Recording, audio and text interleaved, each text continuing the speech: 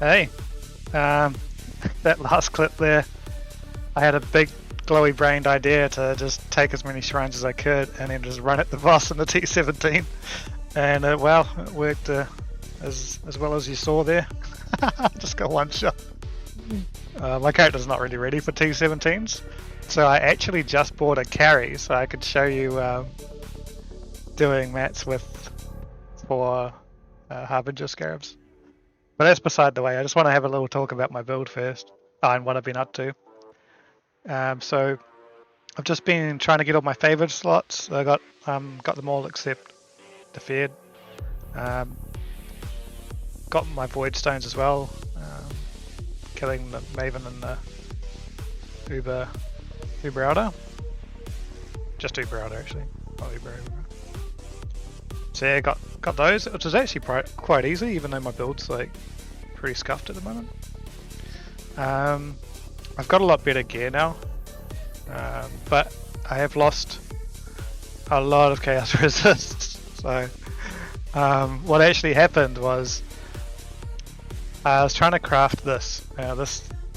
Basically I burned 6 divines trying to craft this and failed completely, and then now I just end up with this pretty trash belt. But whatever, it's gonna have to do. I'm not gonna spend another 6 divines failing to craft the belt. So I was trying to unveil a suffix, but I kept hitting a prefix which bricks it with the veiled orb. So yeah, I've just got this, which is fine. It'll do for now. But I think I'm gonna have to replace my Death Rush with a Chaos Vermilion Ring and Accuracy.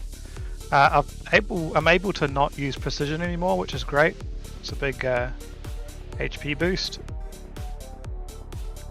because my Precision at the moment, my Accuracy at the moment is 4266. My life is 4000, so just has to be slightly over so that Precise Technique works. Precise Technique is this, 40% more attack damage if accuracy rating is higher than max life, so huge damage increase. So yeah, that's pretty cool. It also frees up a couple of slots. Haven't really decided what to put in there yet, but they're definitely super useful because this build is. I'll probably put in Blood Rage in there, and then might link another skill to Life Tap. But yeah, we'll see about that. Yeah, got some new gear. So I've got a new helm. The base for this is bad, but the helm itself is pretty much perfect. T1 life. Who cares about the armor and evasion? Got that crafted. Fizz taken as, which is huge. Accuracy rating, suppress spell damage, and T1 res. Gloves are great. Want to get, obviously, well, they're not great, but they'll do. The suffixes are perfect, which is all that matters. And then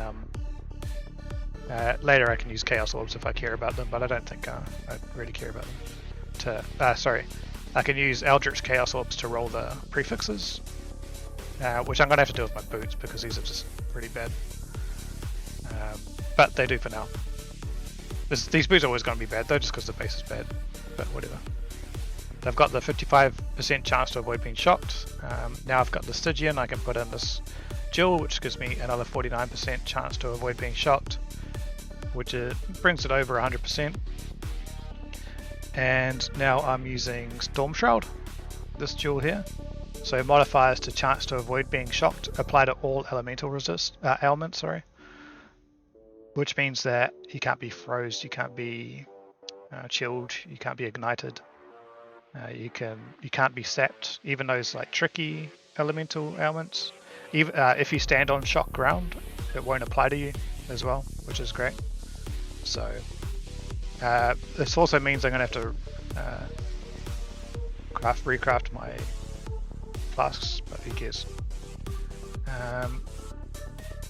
Yeah, eventually I'm going to be swapping to Self Poison soon, which is why I got rid of all my cast resist. I want my cast resist to be about 0. So I think I'm going to have to just replace this ring with a Vermilion. I've already got the ammo for it. I shouldn't really be using it yet because it's actually useless with me for me. Only thing it does is it heals me if I take chaos damage over time, which is actually pretty fine. But yeah, this is pretty useless. This is just for the future, and I can't be bothered changing it. By the way, if you're looking to copy my build, just don't get this axe. It's really shit. Get a good rare instead. It's really expensive for the damage it does. The only reason I got it is because it was cheap at the time. It was like the cheapest for the damage it did at the time. But now I think you know, these are looking at 6 div plus, you know, or 4 div plus, whatever. But yeah, that's the build at the moment. It's getting there. I'm basically halfway to switching to the South Poison build. So I'll just give a little rundown of how the South Poison build works. You get tainted packs. You get this jewel, which I found the other day. This jewel here. So poisons you inflict is reflected to you, that bottom line there, if you have fewer than 100 poisons on you. Then you get some chance to poison on your gloves. You can have it as implicit. You can roll it with either Eat or Exarch, I can't remember which one. But you can get a good chance on there, and then if you can, you craft an axe that has chance to poison. You don't have to do that part. You can actually get a lot through the tree now, especially if you have intelligence nodes. You can get the tattoo that gives plus 5% chance to poison, which I might do in the future as well. I have to check that out. But yeah, you have some chance to poison. You don't need 100%. You can need like 50% or 60% is fine. You just need to be a bit poisoned. And then yeah, you have this jewel in, and then with this tainted packed coral amulet, taking chaos damage over time heals you instead while leeching life. So what that means is you basically rely on the poisons to heal you, which means you can take away Veil Pact, all these leech nodes, they're useless to you because you're never gonna leech as much as the poison heals you, because the poison will heal you for something like 20k HP a second. So it's pretty insane. It's basically like you're insta-healed. You never die to little hits again. And stuff like if you do ultimatums, those poisonous miasma clouds heal you. So you just like max that out and stand in it. It's like great. But yeah, so that's eventually what I'm going to swap to. Yeah, haven't really been farming, just been doing the bosses really, just to do my Atlas. So we'll have a look and see what it's like. I've never used this scarab before, so we'll see how that goes.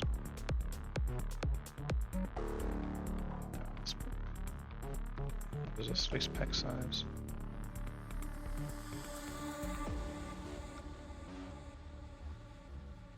Bill's feeling alright.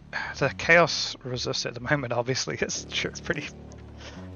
It's a bit weakest link. If I accidentally put in that omen that gives you those not the omen, the all flame that gives you those purple Viridian wildwood dudes that do the flowers on the ground that just straight up one shot you if you've got no chaos reads. So that wasn't great.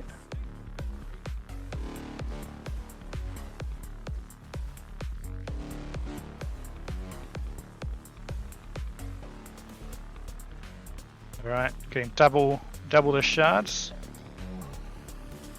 So I guess let's roll some transmutes. Oh, gee, there's a lot of shit. There's a lot of shards.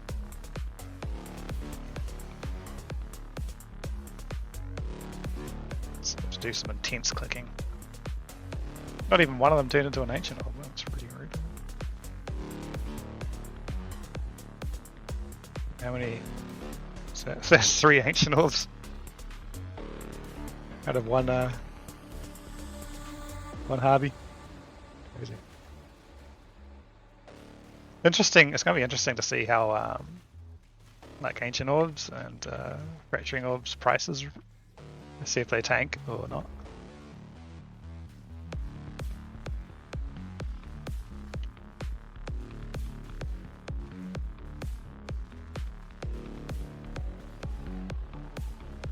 I'm expecting them to kind of tank, but then they shouldn't really be too much like more common, right? not really sure how it works, but this should be just as common as it was, pretty much, except you just get big explosions of loot rather than little loot over time, right? So if you're slated to drop, you know, if you farm enough to drop 10 fracturing shards, or 20 fracturing shards, it should just happen over long periods of time rather than, well, all at once in one burst, and then just like desolate for ages and then all at once in one burst, right? So it should average out to be the same, but it might not. You might just get more. I guess you would just get more if you use this currency doubling thing.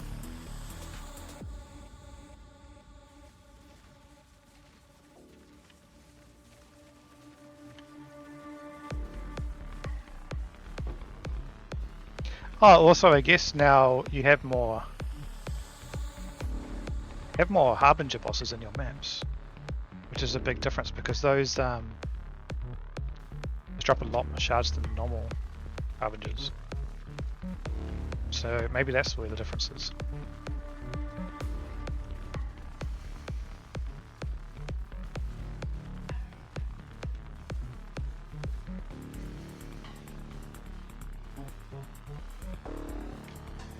I really need to craft a new axe. It's going to be my next thing, I think. Yeah, craft an axe is my next, which is cool. I really enjoy crafting axes. If you want me to do I've already got a couple of axe guides up, but I could do another one for this league, for this new axe I'm going to craft. Chuck a comment on the video if you want me to do that. Otherwise, you know, might be a waste of time since I've already got 2 axe crafting guides up. Let me know though. If that's something you'd like to see.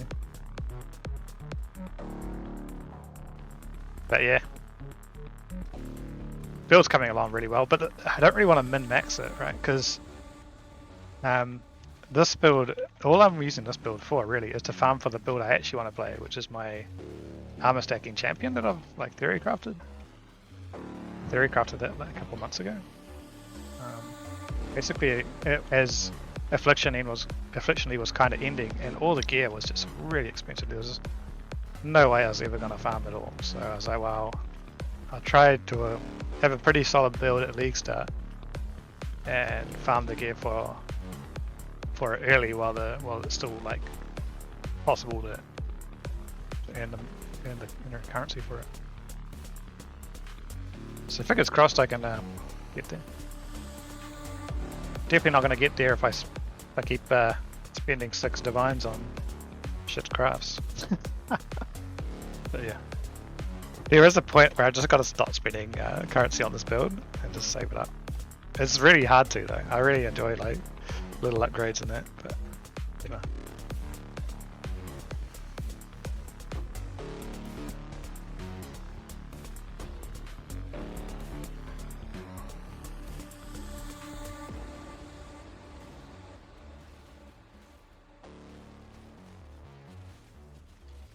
But this build, even before, like, it's a lot stronger now than it was when I was doing the bosses, and even then the bosses were easy, especially Shaper.